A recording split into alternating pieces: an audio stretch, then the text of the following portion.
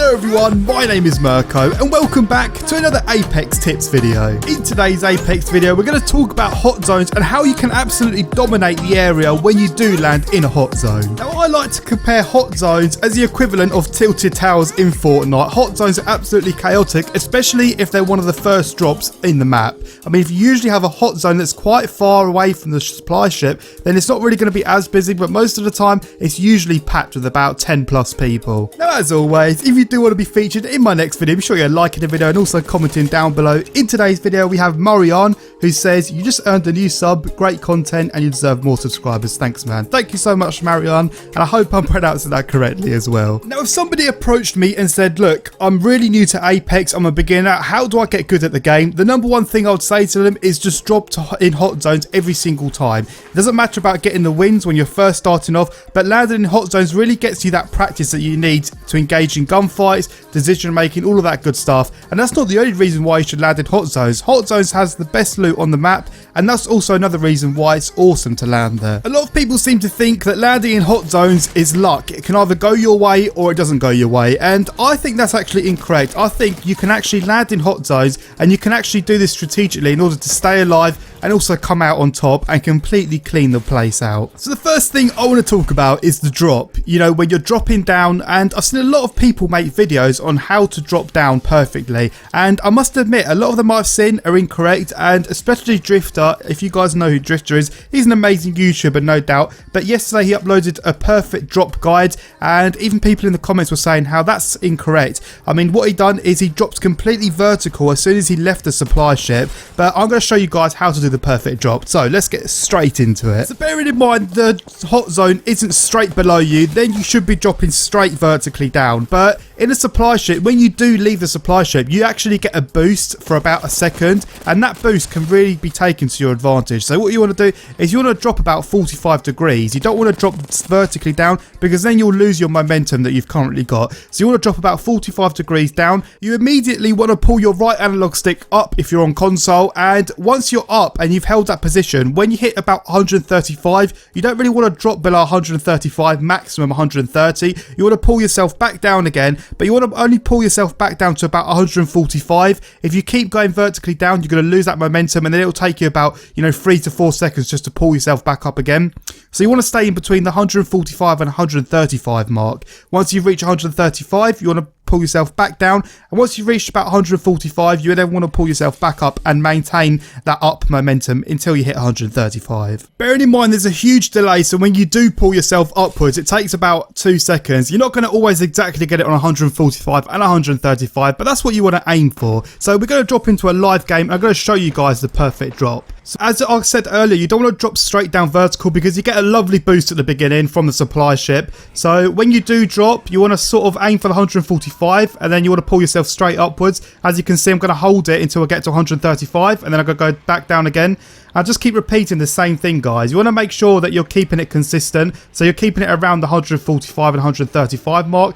And as you can see now, I'm going to hold it to 135. And then when I hit that, I'll pull myself back downwards. As I said, it's not going to be exactly on 135 and 145, but as long as it's near about them numbers, you'll get quite far. And as you guys can see, I'm the first one to land there out of all of the other players. Now let me show you guys how not to drop into a place in Apex. I see a lot of people do this. They go straight down vertical and then pull themselves upwards, but the momentum's already gone, and I'm going to show you guys how not to do this. So people like to drop downwards almost to max speed and then pull themselves upwards, but by the time you've done this, people are already so much more in front of you, and they're probably going to be able to pick up guns before you, and you're most probably going to die without even picking up a weapon, and we don't want that to happen because that is extremely frustrating. So as you can see on screen, I'm doing the wrong thing. As I said, I can't state enough, do not do this, do what I've done previously, but I'm going to try and drop myself to max speed, and as you can see, the momentum, it almost takes about 5 seconds just to push myself back up again. So this is why you shouldn't be doing this, because it takes longer to actually get to your location. Now a lot of players actually know how to drop really well in Apex Legends, so this isn't going to guarantee you to get there first before anyone else,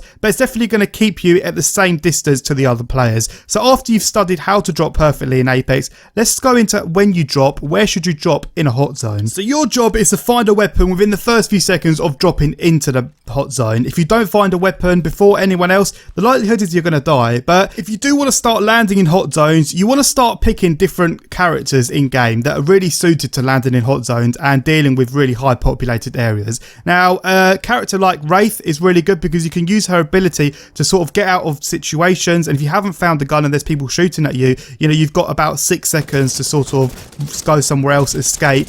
And other characters like Octane as well, where you can just use his ability to run faster, try and find guns much more faster than other players. It's also really good. So you want to definitely be picking the right character for landing in hot zones. Now, every hot zone is different, bearing in mind it's going to be in a different location, so we can't cover each location. But one thing I will say is you want to make sure you're landing on the edge of the hot zone, so towards the outer circle, because for example, if you land on the right side of the zone, then you know towards your right there's not really going to be people there. It's very unlikely, and to your left is where the action is going to be. If you do land in the middle, you know the action is going to be in front of you, behind you, to the left and to the right of you, and it's going to be really hard because there could be people shooting you from different directions. But there are some hot zones like Market where you have to basically go in one building, and for a place like Market, there's 2 empty places on the roof where you can go straight into the building really easily. You want to make sure you're doing that. Don't land on the roof because that takes away them crucial seconds where everyone else has landed inside the building. They've probably got weapons and they're set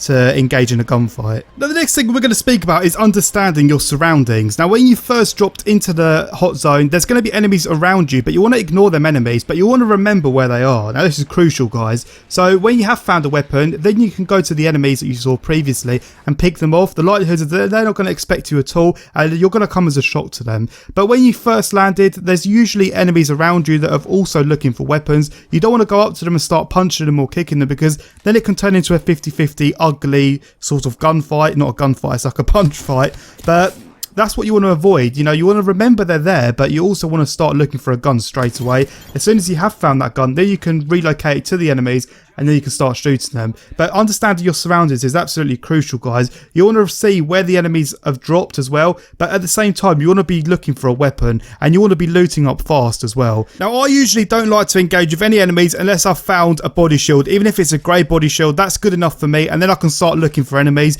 because really it's going to be hard, because some enemies might have body shield, even blue or purple. Bearing in mind you've landed in a hot zone, so if you don't have any body shield at all, the likelihood is that you're going to get outplayed, and it is really annoying dying so early on. And the next thing we're going to speak about are teammates. Now, when you do drop into a hot zone, you don't want to be really stuck to your teammates, because you might be stealing each other's loot, and 2 of you could end up having no gun and only 1 of you having a gun. So you want to spread out when you do land, but you don't want to spread out to the point where you're so far away. If one of your teammates are being shot at, you can't go and help them. You want to make sure you're close enough so you can go and help them. But if they are being shot at, and you can usually hear the character saying in game, I'm being shot at, or enemy over here, that is your chance to go and get some easy kills, because the likelihood is that the enemies aren't even going to be paying attention to you. They're paying attention to your teammates, and you can come up from behind or from the side and easily pick off them kills. And when you do pick off them kills, you want to make sure you go and loot their death boxes really quickly, and then move on to the next enemies. And this is how you slowly clear out the hot zone. Once you have found some good loot, you found some body shield, that's the easy part done. I mean, the hardest part is just finding the loot in the first place without being shot at.